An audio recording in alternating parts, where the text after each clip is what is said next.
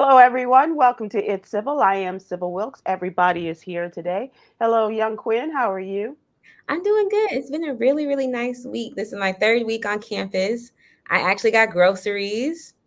You went and made groceries like a big girl. Okay, I made a lunch. Okay, this is my lunch box my mom got me with like the cutest little containers. I had rice cake. Okay, it's been nice. Rice cake. She's so LA now. Yeah, really. Good. The next thing she's gonna have a bento box, Myra. Yeah. I don't know about those. Are those the sushi boxes? Yeah, kind of, sort of. Kinda, yeah. Mhm. Okay, I'll definitely get one. I like sushi.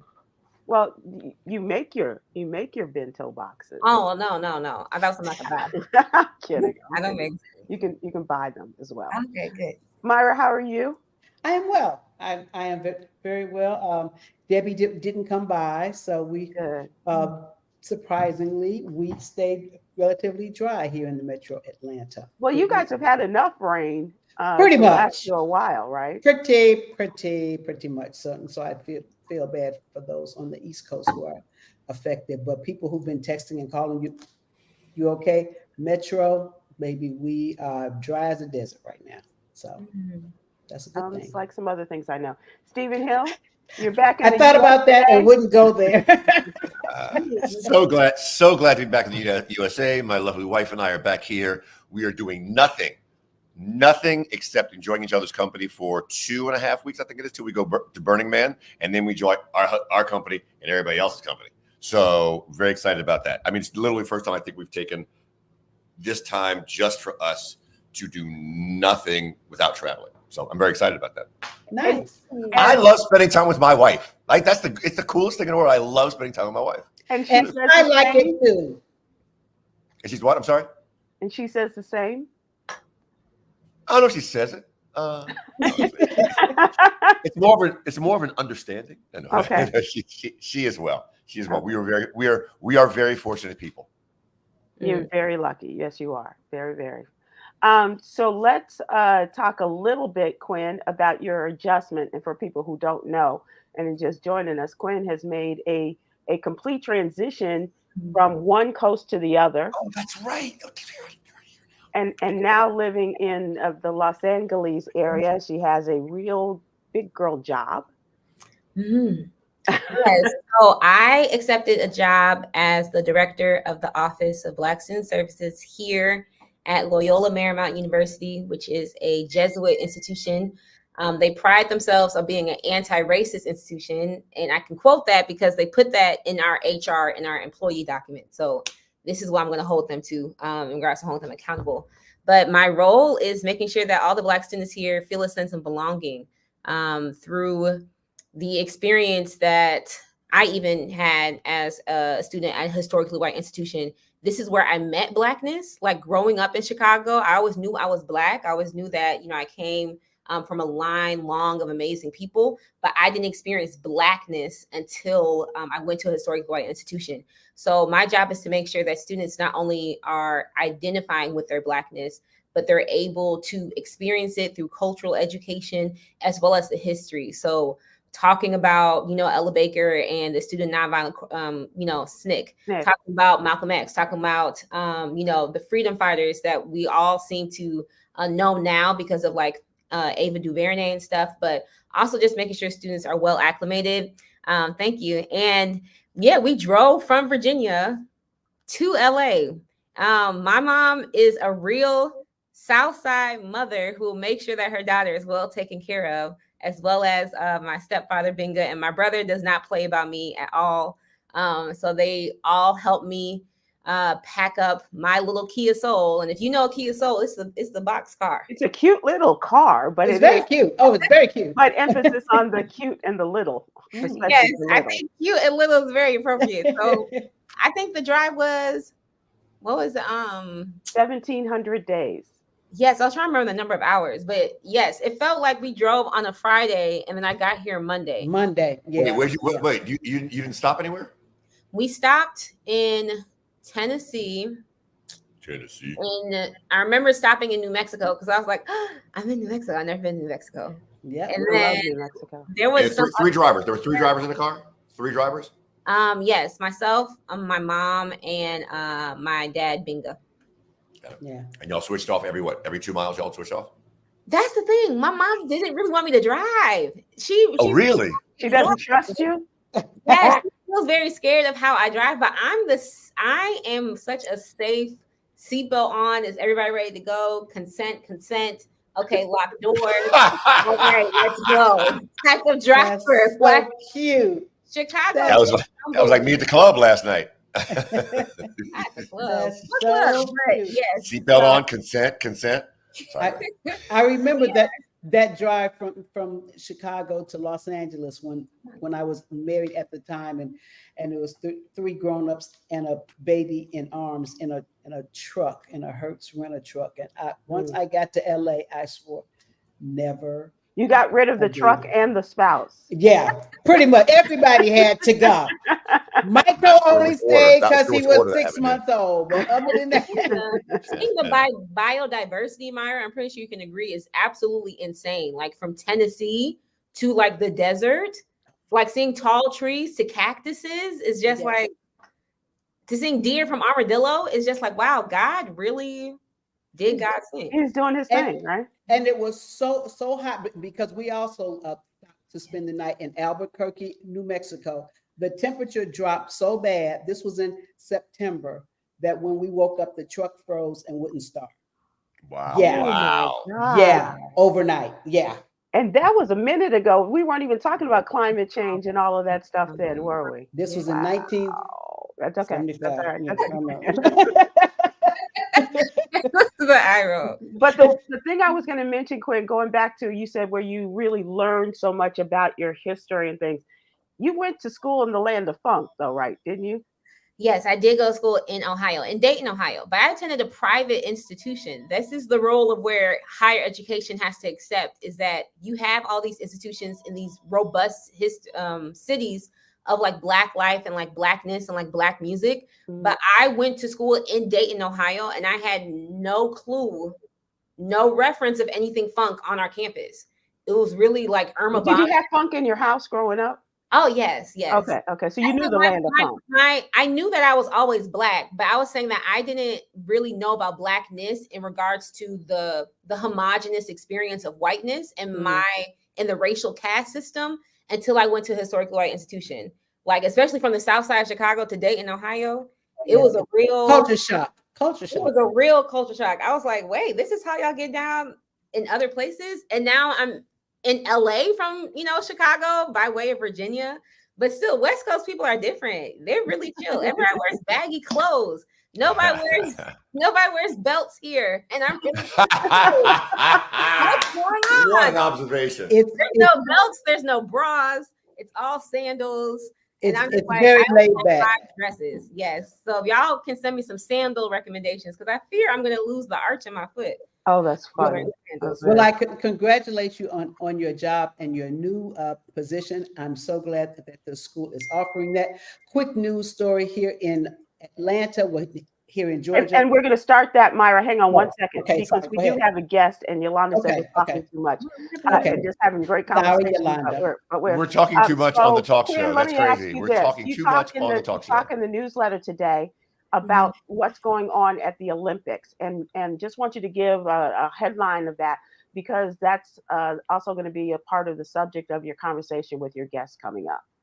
Yeah, so in the 2024 Olympics in Paris, there was a Algerian boxer by the name of Iman Khalef.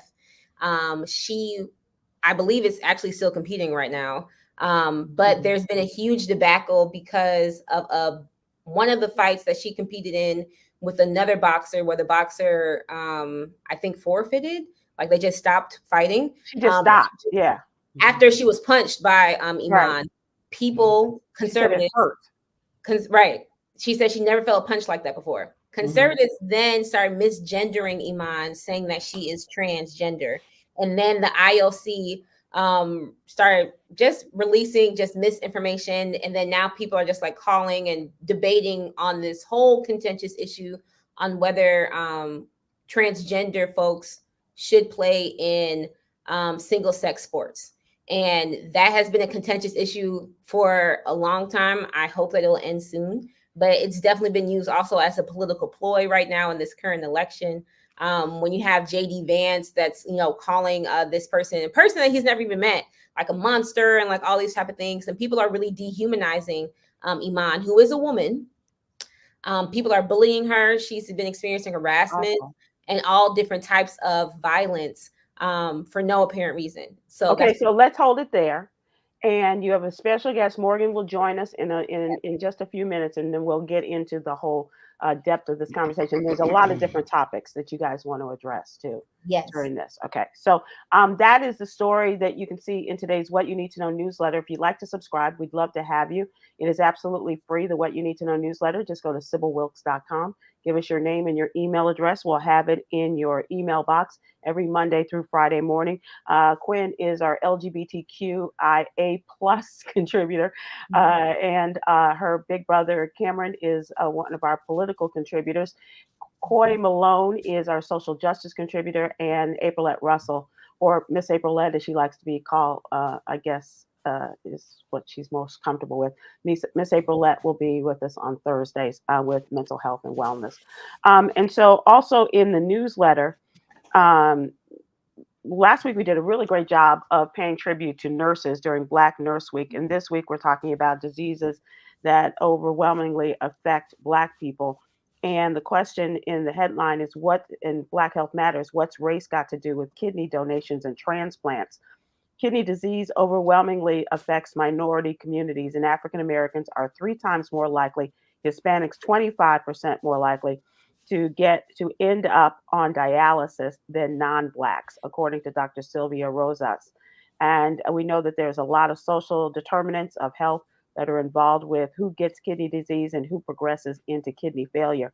But race does play a major factor in how we are evaluated for transplants too, but not in the way you think. And so take a look at that, this in association with the National Kidney Foundation. And also on this day, we have Black and Missing. This is our affiliation with the Black and Missing Foundation. And today, there is a young lady by the name of Jamia Milligan. She's 13 years old. She's been missing since July 25th from Chicago.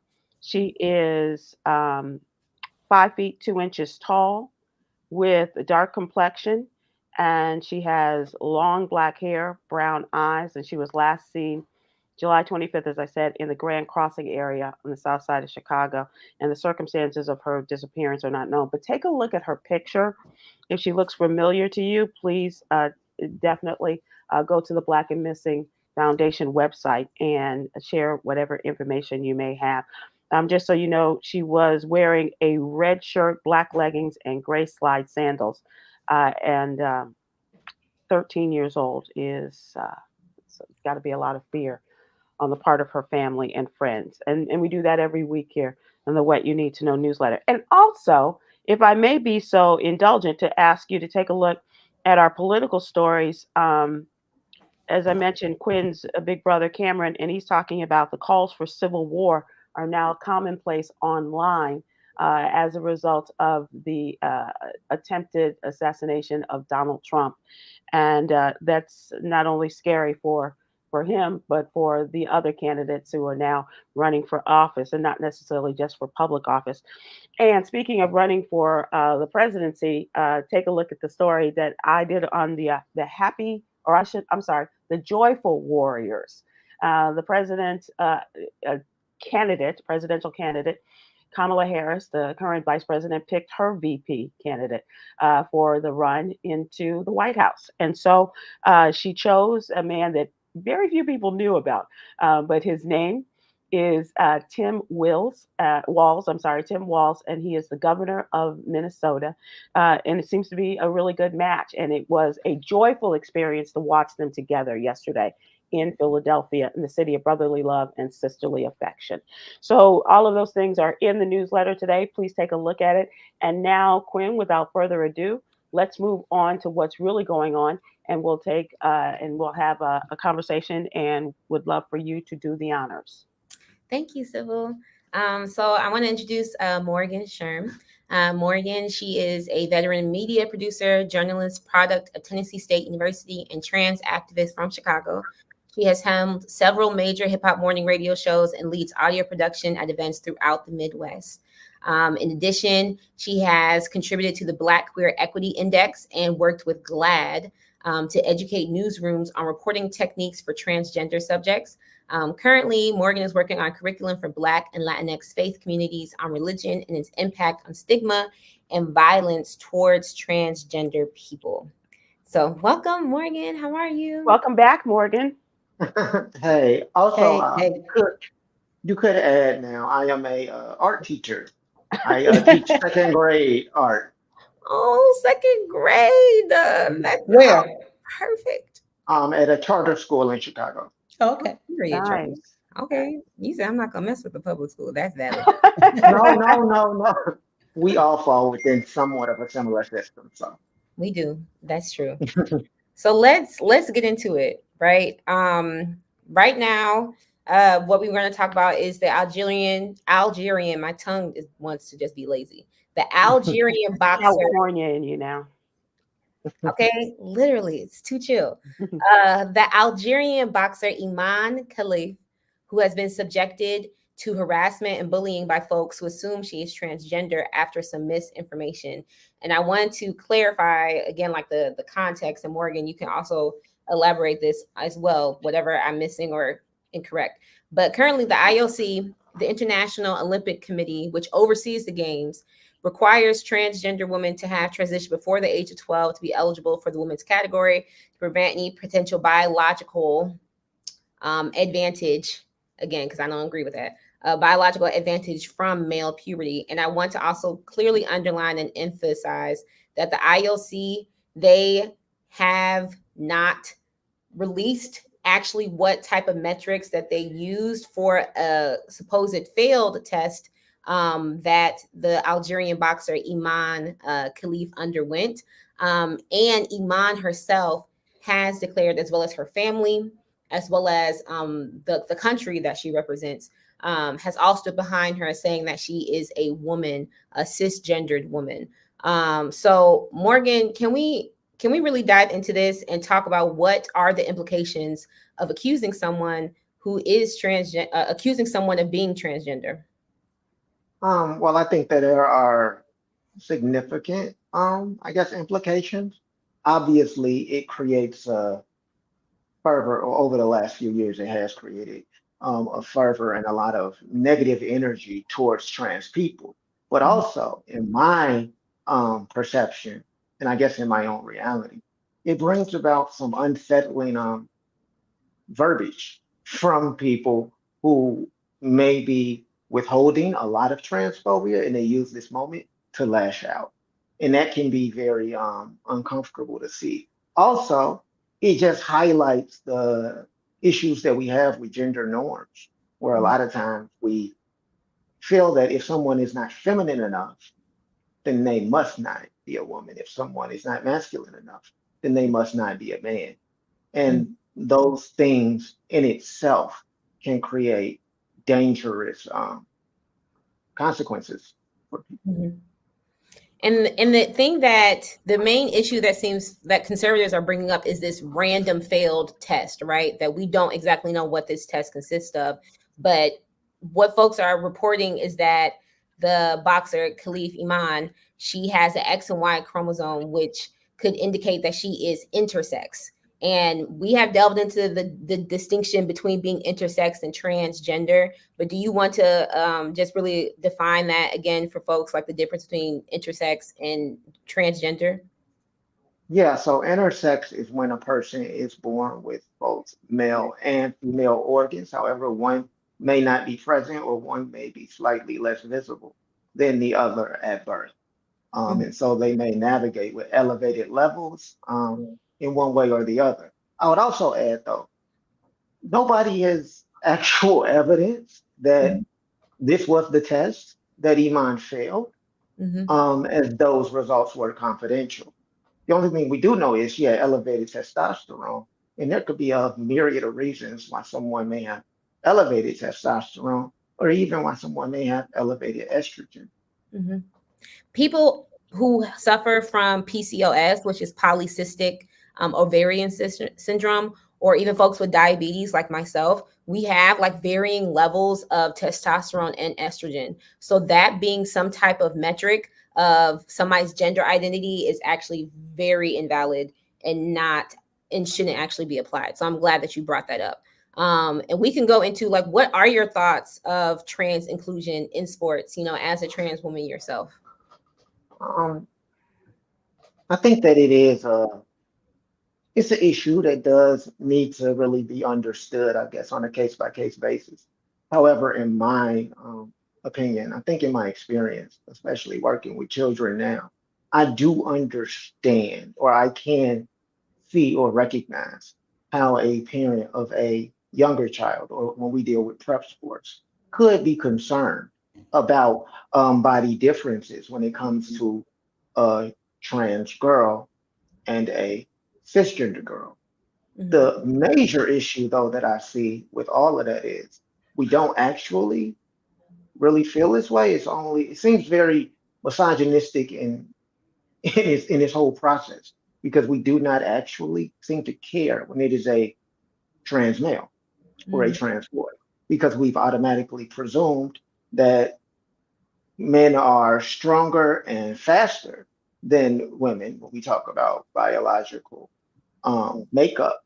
And so when a girl or a woman transitions into a boy or a man, we presume that they will automatically not be able to compete.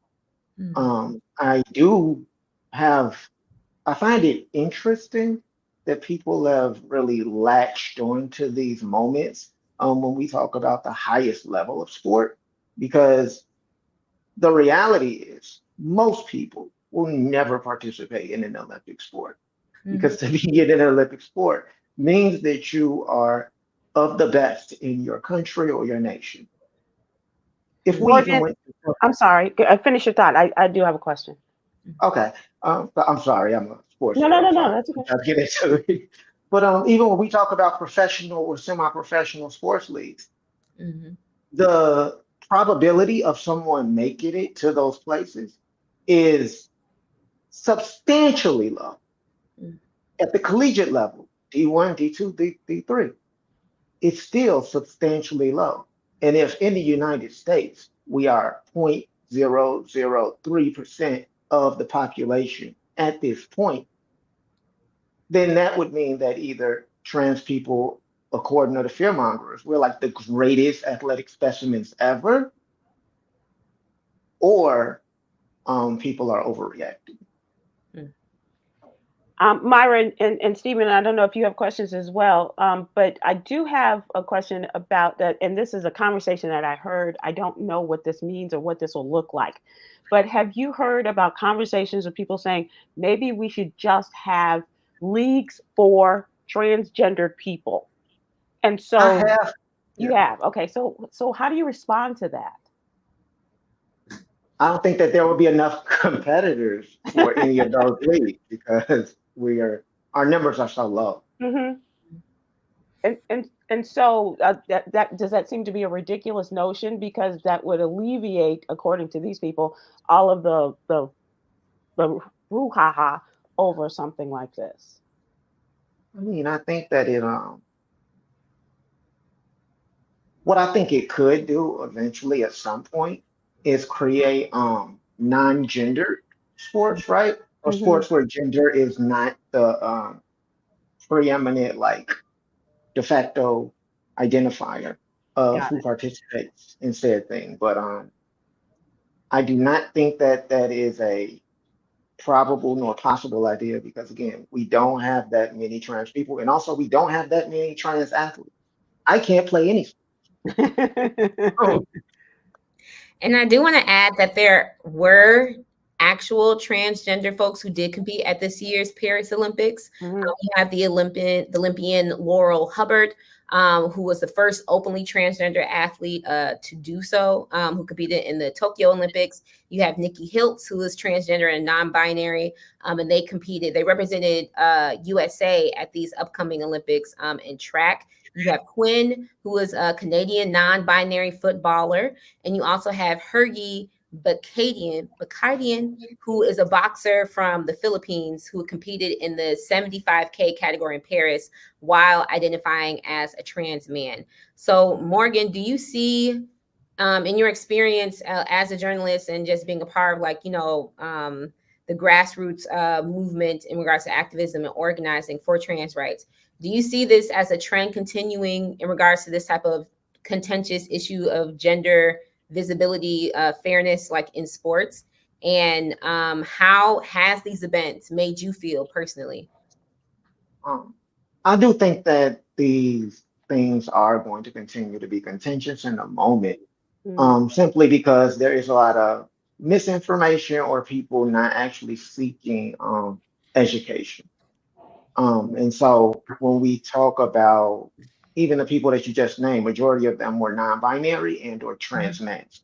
Because again, trans women in people's minds are still biological men. So that is the scary boogeyman that people are focused on. In addition, each of those sports, they also have different rules, or they have different standards when it comes to testosterone levels, or even what puberty may look like for the beginning of one's transition. So we don't have anything that is very specific or standard across the board. And this one issue that happened because people took something from an organization, the IBA, that the IOC does not even recognize their data, which is why even when they brought up the elevated testosterone, the IBA, the IOC did not recognize it because they do not, because the IBA has failed to disclose a lot of their practices and such. Thank you for bringing that up as well. I think Stephen has a question because he unmuted. Do I have a question? Look, I think Kwyn's brought some great topics here. This one bothers me because, as far as we know, this has nothing to do with being transgender. It happens to be being born at birth with an X and Y chromosome for both. So while we don't know the details of what happened in the test, what we do know is that Khalif and Lin Yu Tang were both tested, both failed it, and we know that Lin Yu Tang has X and Y chromosomes. So one might think that might what happen with Khalif as well, but the point of that is they're women, right? They're cisgendered women. They're cisgendered women. So I think this muddies the water in terms of transgender because these are cisgendered women in an event. This opponent kept talking about, like, I've never been hit like that before. Plenty of men said that about Mike Tyson, right? Plenty of men said that about Mike Tyson. If Khalif just happens to be this Mike Tyson-esque or whatever it is, let it be. But it doesn't feel like these are cisgendered women with X and Y chromosomes participating in their gender's event. So it feels like there's a little bit more than that's. I mean, that's the main thing. When I was going through social media, and of course, at first, the wrong information was put out there about Iman. Is it? Yeah.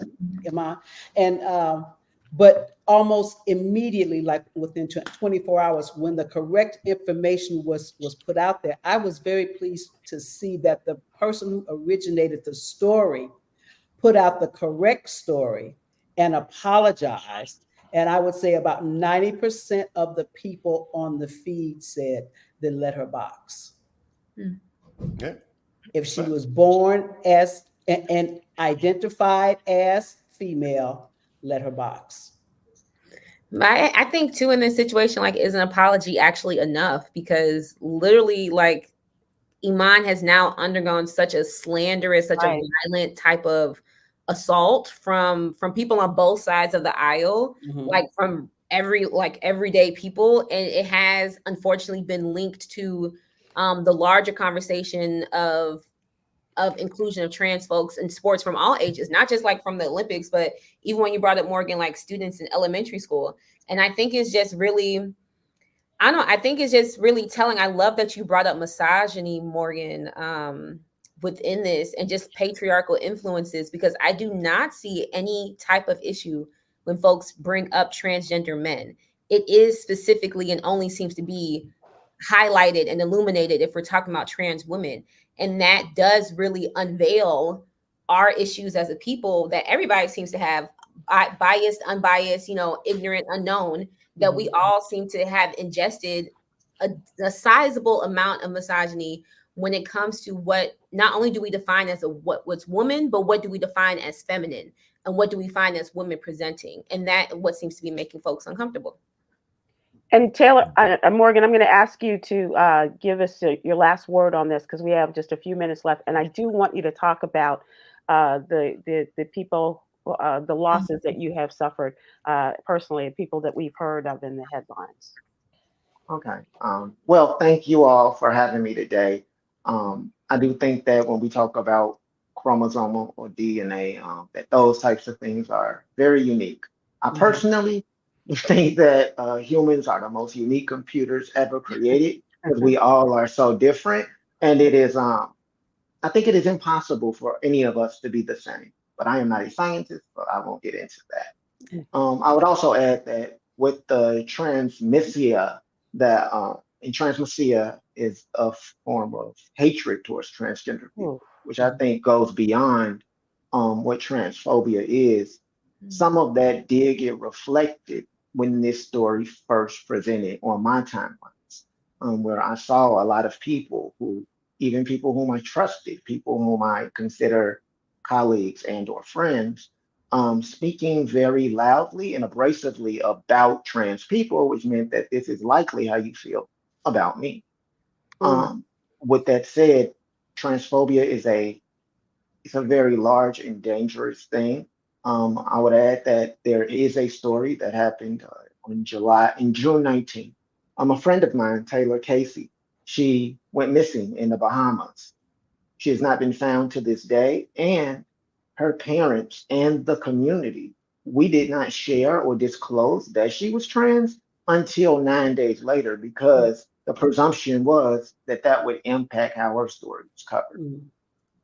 Furthermore, I currently am navigating a situation where a sister of mine within this trans sisterhood, Vanity Williams, aka Vixen, was killed on Saturday morning in Houston, Texas.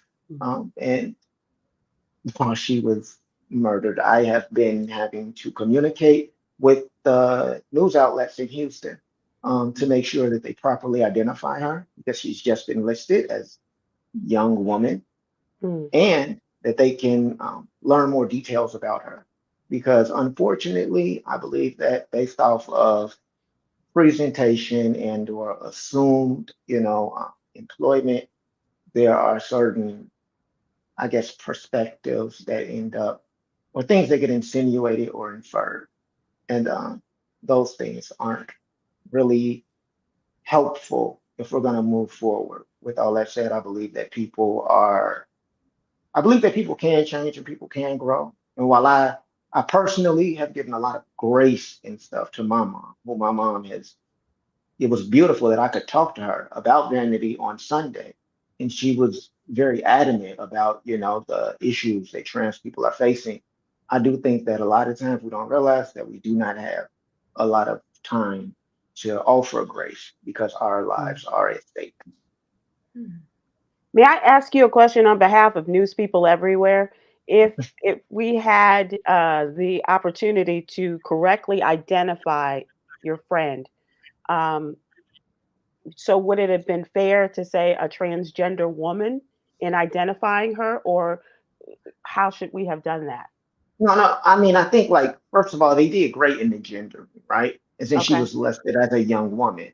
However, my concern is now that that story was posted on 8 a.m. at 8 a.m. on Saturday. It is Wednesday.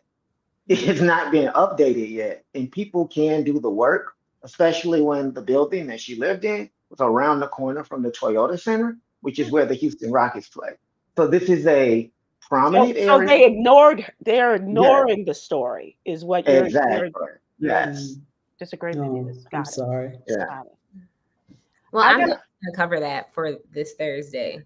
So thank you for saying the names again, because people need to know these people.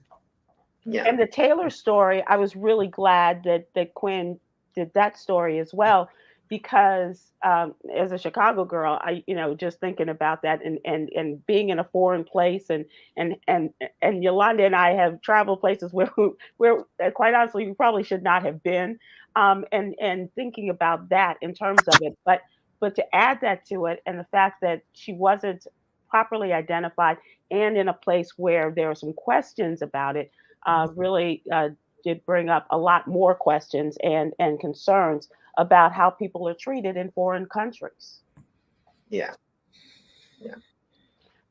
Morgan, we're going to have to wrap this up now. I apologize. Kwyn, if you want to say the final word on this, and as we close this out. When you said there's not enough time to say grace, I am grateful that I have enough time to appreciate you, to affirm you, to give you your flowers for not only for your brilliance, but for actually making the time. Because I asked you literally today and you said, yes, I'll do it.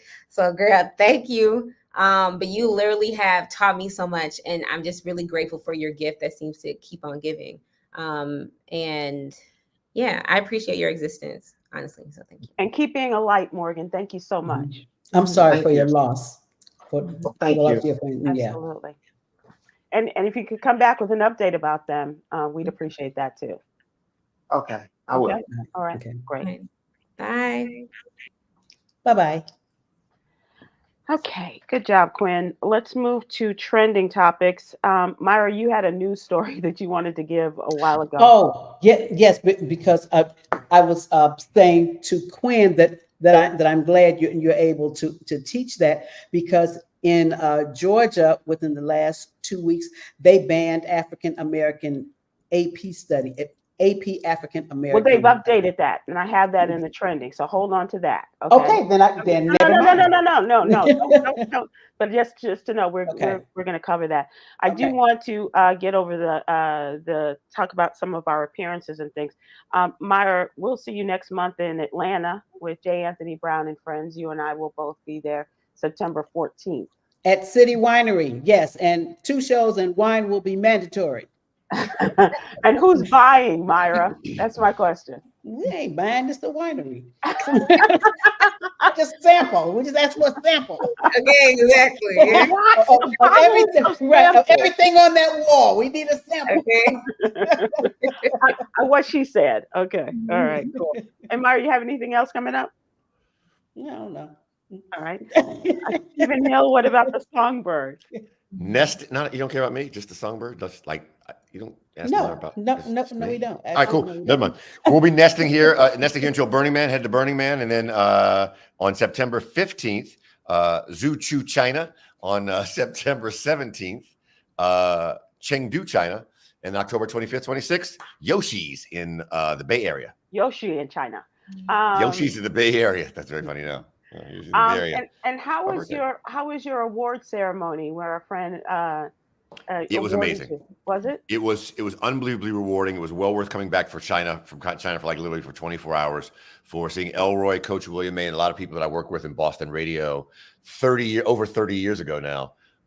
It was just so special. Ralph Tresvant was there, and Ralph's just a special guy. He's a special really guy, and if you knew the real story, you'd understand how he's the guy. Not just because he's the lead singer. It's about right, but he's just the kind of guy who wants to. I just want to be part of the group. And he said that before out loud, but he's just a real humble. Took a picture with everybody that wanted to, and in Boston, that's a lot of people. So that's great. Yeah. Yep. And I like again. Yes. So that was great. Thanks for asking. It was awesome. And well deserved. Congratulations. Yes. All right. So Debbie is still on the move. She's no longer a hurricane. She is still a tropical storm status, depending on who you ask. But very slowly she churns towards the South Carolina coast, according to the latest National Hurricane Center update. The bands of rain are spinning around its center and has increased in intensity as of this afternoon. Rainfall rates of 2 to 3 inches an hour will renew the likelihood of potentially significant flash flooding this evening and overnight across eastern South Carolina and southeastern North Carolina. At least 6 deaths are still being attributed and connected to the storm, and states of emergency have been declared in several states and cities from Florida all the way up to North Carolina. So please be careful. And a reminder, it's moving slowly for folks who were there, comparing this to Hurricane Harvey in Houston years ago. In political news, actor and businessman Hill Harper lost his primary election for the U.S. Senate nomination, U.S. Senate Democratic nomination in Michigan to the Democratic Congresswoman Elisa Slotkin. He addressed his supporters during the 10 o'clock hour update last night and said that he was proud of his campaign and supporters. He also said weather was an issue in the election as it rained during periods in Metro Detroit and mid Michigan. He said, no question, we had the most momentum, the most energy. It was a question of turnout. The weather hurt us a lot. He said he doesn't see himself running for political office in the future, but will remain an active Detroit resident. Now, there's reports that Elisa Slotkin had to contend with a campaign by Hill Harper that questioned her ability to represent the needs of Black folks in the state of Michigan. Boiled over last month when a planned debate between the two was canceled because of accusations of a lack of representation of a Black female journalist on the panel. Well, they could have just gone to the NABJ and gotten one there, and then things would have been settled. Slotkin steered clear of the controversy, saying that she would instead continue to directly engage voters in Detroit and across the state. And her campaign has also emphasized her very long list of endorsements of Black people who love her. And a lot of Black leaders on her list. And so now she faces the former U.S. Congressman Mike Rogers, a Republican of Michigan, who won the GOP primary and endorsed by who else? Donald Trump. So, but she's got credentials of her own. She's a former CIA analyst and a high-ranking high-ranking Defense Department official, and has done very well in changing a red district to blue in the state of Michigan. And so it'll be interesting to see how that all plays out, and whether I'm very interested in Hill Harper and his political future. I thought that was a very interesting race, and so I guess we'll just have to wait and see. Myra, moving ahead to your story, and we can go back to any of these stories you guys want to. I'm just looking at the clock as well. This is out of Georgia. The AP, or Advanced Placement African American Studies in the state of Georgia, will be added effective immediately, according to the Georgia State School Superintendent. Dr. Richard Wood said the state will now approve state funding for the new Advanced Placement African American Studies course. He originally cited the state's divisive concepts law as one of the reasons he chose not to approve the course, and sought help from the Georgia Attorney General's office for clarification on the law. Myra? Yeah, about that. So first they banned it. People raised sand about it. Then he said, check this out. Okay, they can do it, but the teacher has to buy the supplies. Who the hell gonna pay to go to work? So you got to buy the books and everything. Really? So yeah, as of today, they went, nah, go ahead. You can have your African American studies, but the real picture to me is why do we have to fight for this? Mm-hmm. Why do we have to fight for African American studies in the state of Georgia in a high school in 2024? It's ridiculous. It sounds like they took a page out of the Florida playbook. Oh, they tried. And it's providing a rippling effect into higher education institutions, because when you guys hear about like the firing of lots of like diversity offices or multicultural centers, mm-hmm. they're also gutting lots of Department of African American Studies. And without placing that seed of interest in African American Studies in high school, then there won't be a need for a major in African American Studies or African American Studies department, or even like an Office of Black Student Services, because you're not going to know who you are. Exactly. How many Black students do you have there, by the way? We have about 700. LMU has a campus of 10,000. So we're under like Under 7% 3%. of the campus. Yeah, but we're the smallest underrepresented students. The largest is our Asian identifying students, and our Latino students, multiracial, and then Black students. So two things throughout the course of history, when you erase someone's history, that's how you get them to not feel great about themselves and not like this. It's so just textbook like Yeah. to the victor goes the spoils, right? Mhm. If they can stop you from learning your history, then 100 years from now, that's just going to matter. I mean, it's going to matter. Number one. Number two, and much more important, I'm so sorry, Sylvia Crawford. Hill Harper did not graduate from Fisk University. Hill Harper His graduated mom from did. Brown University. Yeah, his mom was a Fisk graduate, I believe. There you Oh, go. nice. HBCU. Yeah. Yeah, he's a and he went to law school with the Obamas at Harvard. So he's got a good home training as well as in the classroom, no doubt. Were you and Hill right there together, Stephen Hill? No, I graduated the year before he entered. He was in the class with my ex-wife. Got it. Better known as Frank at the time. Little tidbit. He Oh was Frank Harper. yeah, Frank Hill Harper. Taylor Swift's Eras Tour shows in Vienna, Austria have been canceled after government officials. Now it's gone too far. This whole terrorism thing is now finally gone too far. Now it is. Hezbollah, Israel, yeah, whatever. Now you're interrupting Taylor Swift shows. The Swifties? We got a beef. We got a beef now. Now we got issues. Forget all the other stuff. Middle East, that's easy. That's easy to solve. You got 3 canceled Taylor Swift shows. Oh, we ain't solving that. We can't make that happen. Well, question: is that why Lauryn Hill done already canceled some concerts? Never mind. No. I don't think that's it at all. I think let's not mix up those cancellation reasons. In regards to the Taylor Swift, government officials confirmed an alleged terrorist plot to attack large events today. With confirmation from government officials, the planned attack at Ernst Happel Stadium. We have no choice but to cancel the 3 scheduled shows there for everyone's safety, according to the concert's organizer. The announcement came shortly after 2 suspected extremists were arrested in Austria. Austria.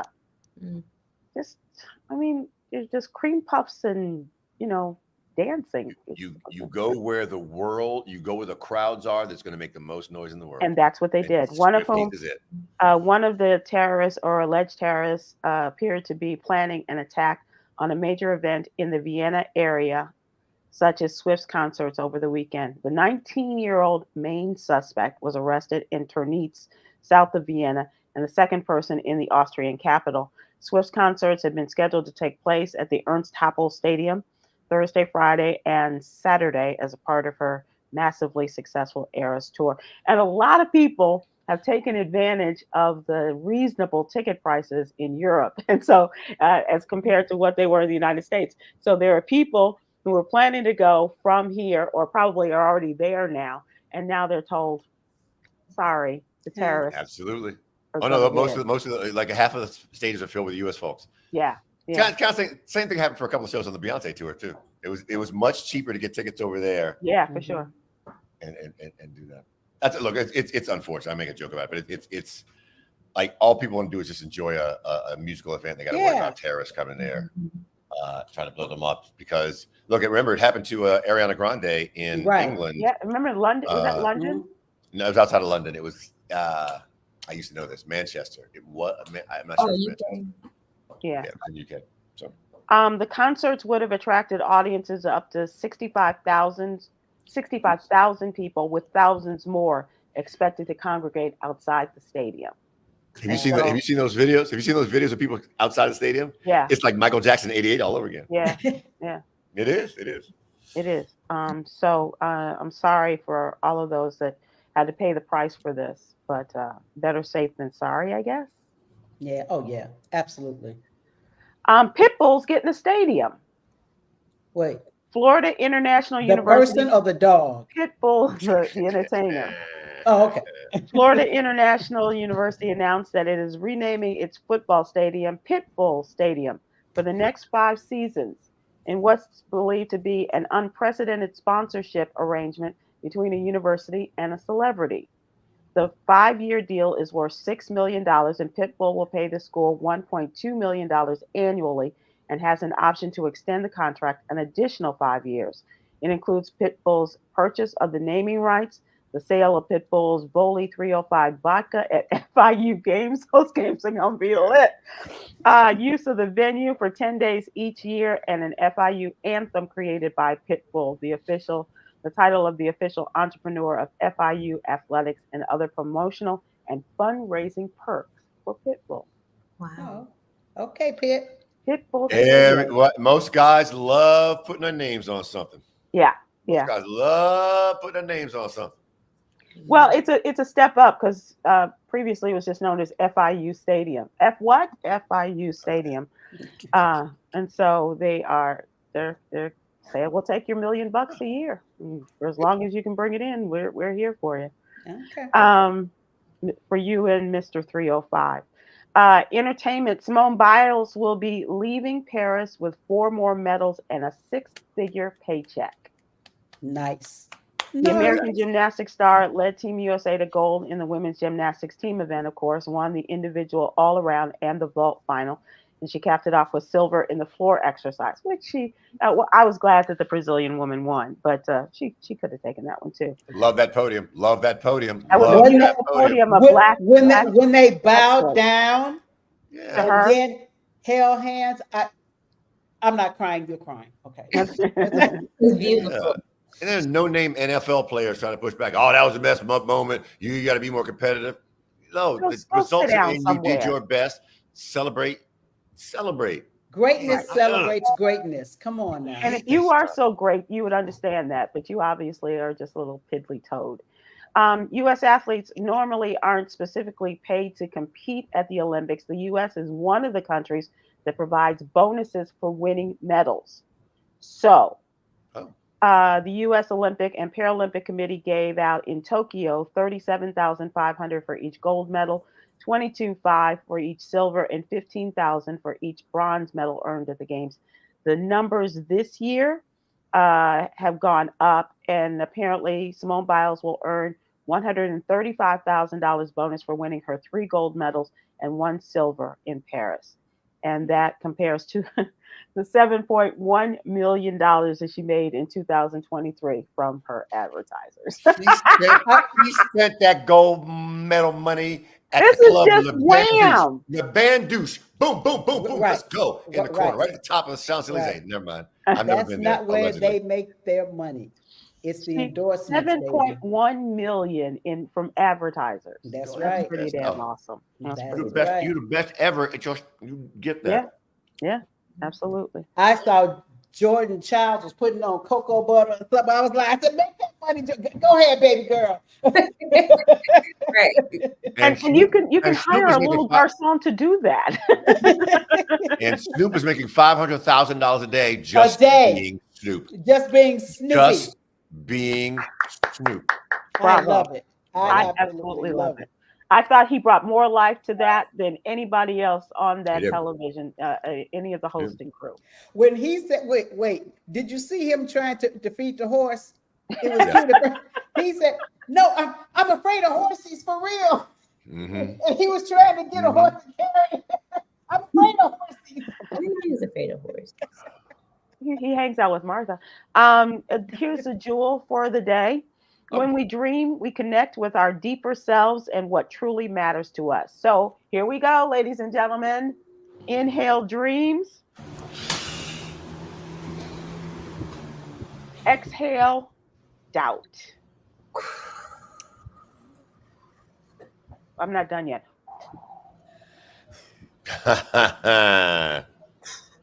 Thank you all so much. Great job, Kwyn. Continue to enjoy your new home. Mm-hmm. I'll try. Okay, I know you will. I know. That did not sound energetic. It'll be 5 o'clock, and I have an hour-long commute home, and so an hour, girl, that's close. You better get used to, and only an hour. No, my knees are not used to being in the car every day for an hour. Every day. You're used to that for and sure. You've been there, what, 3 weeks, 2 weeks? Yes. Wow. How are you? Talk talk to me in 25 years. Okay. Sorry. Good night, Wow. everybody. Bye, Thank you for everybody. joining That us. was straight into the microphone. Goodness gracious. Right. I had to wipe some of that off my face.